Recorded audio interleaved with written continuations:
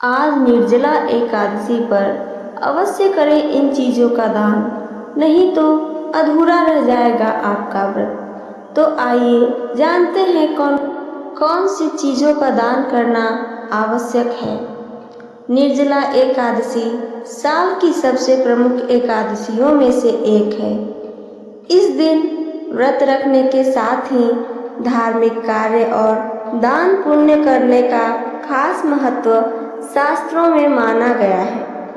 इसे भीमसेनी एकादशी भी कहा जाता है, क्योंकि पांडवों में भीमसेन ने केवल इसी एकादशी का व्रत किया था।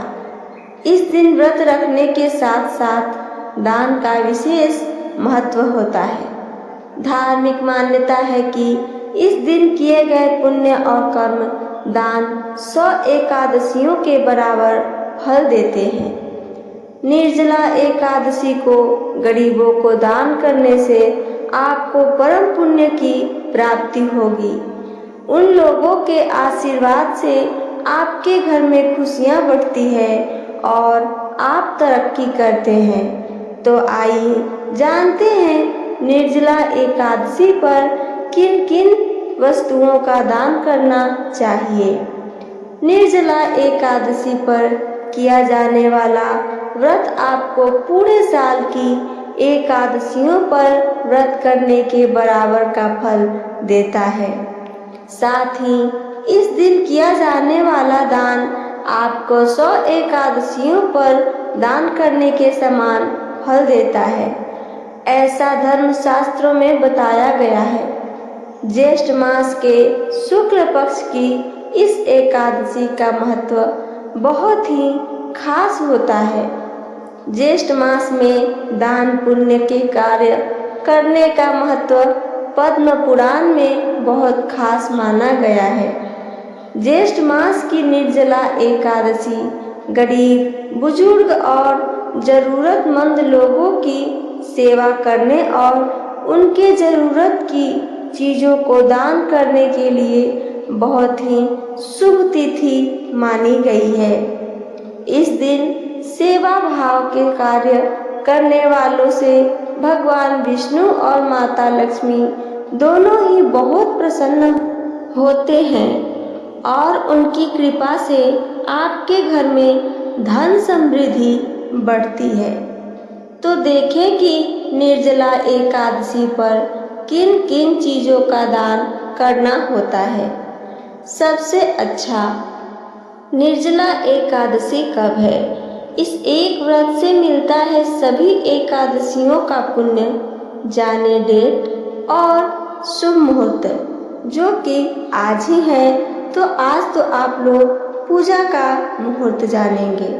जल से भरे घड़े या मटके का दान निर्जला एकादशी का अर्थ ही है। बिना जल के व्रत, ऐसे में इस दिन जल का महत्व और भी अधिक बढ़ जाता है। धर्म ग्रंथों में जल दान को महादान कहा गया है। ताम्र, पीतल या मिट्टी के बर्तन में ठंडा जल भरकर किसी राहगीर, साधु या जरूरतमंदों को दान करें। यदि बर्तन में तुलसी पत्ता डाल दें तो वह और भी पवित्र माना जाता है। इस दान से व्यक्ति को नरक से मुक्ति मिलती है और पितरों को शांति प्राप्त होती है।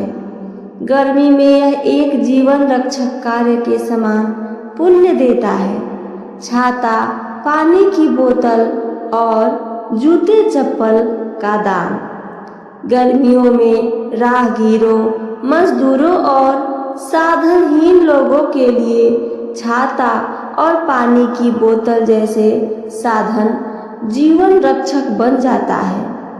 इस दिन छाता दान करना सूर्य के उग्र प्रभाव को शमन करता है और शनि की साढ़ेसाती से राहत दिलाता है। साथ ही पानी की स्टील बोतल या तांबे की सुराही का दान करने से रोग दूर होते हैं। आप जूते, चप्पल, टोपी या गमछा भी दान में दे सकते हैं। ये सभी वस्तुएं प्रत्यक्ष रूप से मानवता की सेवा मानी गई है।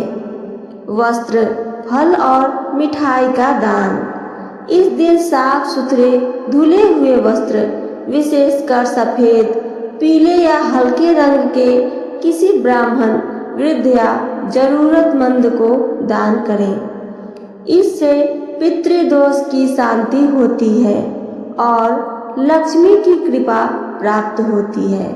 साथ ही मौसमी फल जैसे खरबूजा, आम, ककड़ी, खजूर या केला दान करना भी अत्यंत पुण्यदायक होता है। यदि आप चाहें तो थोड़ी मात्रा में मिष्ठान जैसे लड्डू का बूंदी या सूखे मेवे भी अर्पित कर सकते हैं। इससे आपको वंश वृद्धि, धन संपत्ति और संतान सुख की प्राप्ति हो सकती है। चने की दाल और गुड़ का दान। यह परंपरा शास्त्रों में अत्यंत शुभ मानी गई है।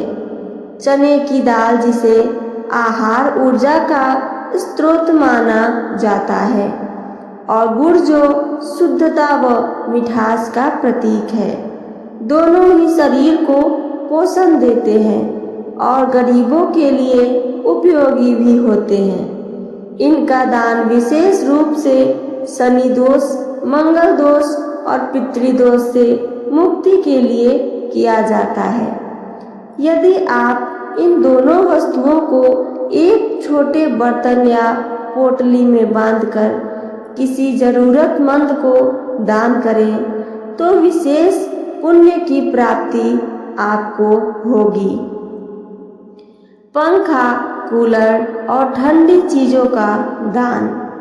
जिसके पास सामर्थ्य है वे इन दिन छोटे हैंड फैन, बैटरी वाला पंखा या यहाँ तक कि गरीब परिवारों को टेबल फैन या ठंडे पानी की मशीन आदि दान कर सकते हैं। मंदिरों या धर्मशालाओं में जल सेवा हेतु स्टील के ग्लास, घड़ा या वाटर कूलर लगवाना बहुत ही बड़ा पुण्यकारी कार्य है। इससे व्यक्ति को अपने जीवन की गर्म परिस्थितियों में शीतलता व शांति मिलती है। साथ ही ये दान भगवान विष्णु की कृपा को आकर्षित करते हैं। तो ये थी मेरी आज की जानकारी। मेरी जानकारी आप सबको पसंद आई हो तो चैनल को सब्सक्राइब करके वीडियो को लाइक करना ना भूलें। साथ साथ अपना एक प्यारा सा कमेंट करके हमें ज़रूर बताइए। सुनने के लिए धन्यवाद। जय श्री हरि।